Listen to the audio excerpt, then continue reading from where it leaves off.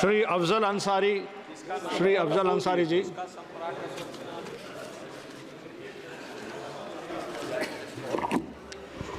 धन्यवाद। माननीय पीठासीन अध्यक्ष जी, आपने हमको वर्ष 2024-25 के लिए शिक्षा मंत्रालय के बजट में अनुदानों की मांगों पर चर्चा में भाग लेने का अवसर प्रदान किया। मैं इसके लिए आपका आभारी हूं। माननीय लोहिया जी ने कहा था कि निर्धन हो या धनवान, सबको शिक्षा मिले समान। आज ये दुख का विषय है कि शिक्षा विभाग ने अनुदानों के लिए जो अपने बजट में प्राविधान किया है, उसमें यह अफसोसनाक स्थिति है कि SC, ST और OBC के लिए जहां बजट में वृद्धि करने की आवश्यकता थी, वहां उनके लिए निर्धारित बजट में भारी कटौती की गई है।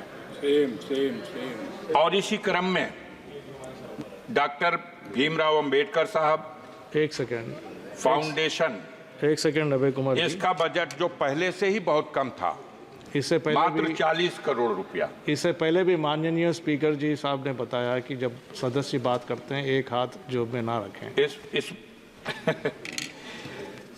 बहरहाल इस बार ये 40 करोड़ का भी जो बजट था, इसे घटा करके अब 30 करोड़ कर दिया गया।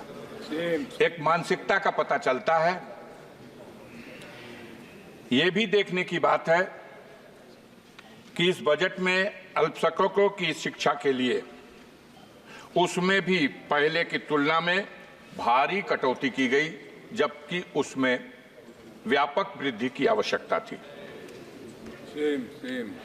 बजट में SC, ST, OBC को जो मुफ्त कोचिंग के माध्यम से उनको शिक्षा के लिए सहूलियत प्रदान करने का जो बजट था, वो भी पहले से बहुत कम था।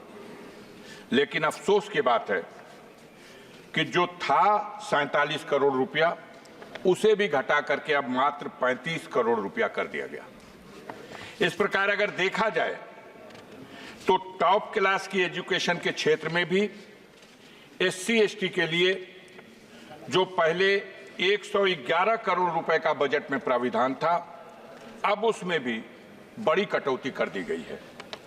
मानवर, आपके माध्यम से हम दो पंक्ति की कविता के साथ अपना भाव, अपना विचार सदन में रखना चाहते हैं कि देवता मेरे आंगन में उतरेंगे कब, जिंदगी भर यही सोचता रह गया, और मेरे बच्चों ने उस चांद को छू लिया, जिंदगी भर जिसे पूछता रह गया। आज जब दुनिया शिक्षा के माध्यम से, टेक्नोलॉजी के माध्यम से, साइंस के माध्यम से अपनी उन्नति के शिखर पर पहुंच रही है, तब हमारे देश में शिक्षा में खास तौर से जो कमजोर वर्ग है, SC, ST है, OBC है, माइनॉरिटी के लोग हैं, इनके शिक्षा के प्रति जागरूक करने और बढ़ावा देने के उद्देश्य से बजट में बढ़ाकर प्राविधान किया जाना था, जिसमें बड़े पैमाने पर कटौती की गई। ये इस सरकार की दूषित मानसिकता का एक प्रमाण है। वैसे भी हमारे देश में विडंबना का विषय यह है कि दोहरी शिक्षा नीति लागू है। एक तरफ वो शिक्षा जो सरकारी स्कूलों के माध्यम से गांव में रहने वाले गरीबों के लिए उपलब्ध है, जहां आज भी हाथ में कटोरा और पीठ पर बोरा गरीब किसान का बच्चा स्कूलों में जाता है तो क से कबूतर, ख से खरहा और ग से गधा पढ़ाया जाता है।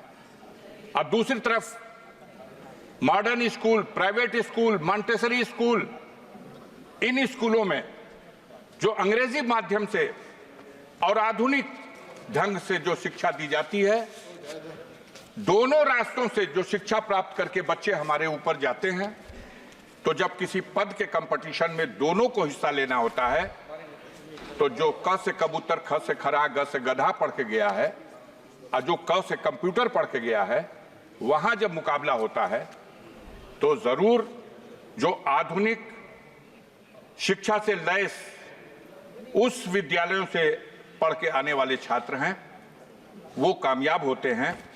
और सरकार की तरफ से जो अपने देश की जनता के लिए, गरीबों के लिए, मजदूरों के लिए, गांव में रहने वाले लोगों के लिए जो शिक्षा का प्रबंध है, उस शिक्षा को ग्रहण करके जो लोग ऊपर पहुंचते हैं तो उनकी बुनियाद कमजोर हो जाती है। देखने की बात है कि ऐसी स्थिति में सबसे जरूरी था कि हम दोहरी शिक्षा नीति को कैसे समाप्त करें, कैसे संतुलन बनाएं। जो प्राइवेट स्कूलों की शिक्षा है वो इतनी महंगी है कि एक गरीब आदमी तो अफोर्ड कर ही नहीं सकता, एक मध्यम वर्ग का आदमी भी उनके बच्चों को 2 में, 3 में, 4 में, 5 में पढ़ने के लिए 2,000 रुपया महीना, 5,000 रुपया महीना, 4,000 रुपया महीना, और बड़ी ऊंची शिक्षा ग्रहण करने के लिए तो कोई साधारण किसान, कोई गरीब, कोई गांव का आदमी अगर अपनी हैसियत को भी बेच दे तो वो अपने बच्चों को डॉक्टर नहीं बना सकता, अपने बच्चों को उस तरह की शिक्षा नहीं दे सकता जो उसके लिए एक सपना है। मानवर, आपके माध्यम से इस सदन में हम आपसे ये अनुरोध करना चाहते हैं कि हमारी सरकार को दोहरी शिक्षा नीति को समाप्त करने की दिशा में पहल करनी चाहिए। और सरकार का ये बजट जिसमें अनुदानों के लिए जो प्राविधान किया गया, इसमें जो SC, ST और OBC और माइनॉरिटी के लोगों को जो सहूलतें पहले से फराहम की जाती रही हैं, उनको शिक्षा के क्षेत्र में बढ़ावा देने के लिए उसमें कटौती किए जाने से यह साबित होता है कि आप दोहरी शिक्षा नीति को बढ़ावा देने का प्रयास कर रहे हैं। मैं इस अवसर पर श्रीमान जी आपके माध्यम से एक बात और कविता के रूप में आपके अपने भाव को इस रूप में रखना चाहता हूं। अभी बात नहीं समझ में आ रही, अभी बोल रहे थे एक सज्जन, तो वो 1 मिनट में शिक्षा की बात कर रहे थे और दूसरी तरफ सागर में चले जा रहे थे। तो सागर और शिक्षा बात समझ में नहीं आ रही। मैं आपके माध्यम से कहना चाहता हूं कि पत्थर के जिगर वालों, गम में वो रवानी है, खुद राह बना लेगा बहता हुआ पानी। और कमजोर की आहों को, मजलूम की आहों को कमजोर समझ लेना अब जालिम हुकूमत के जाने की निशानी है। यहाँ डॉक्टर राजकुमार, हमारे यहाँ सदन में डॉक्टर राजकुमार सांगवान चर्चा हो रही है। डॉक्टर राजकुमार सांगवान जी। मैं अरे मान्यवर, धन्यवाद अध्यक्ष महोदय। नहीं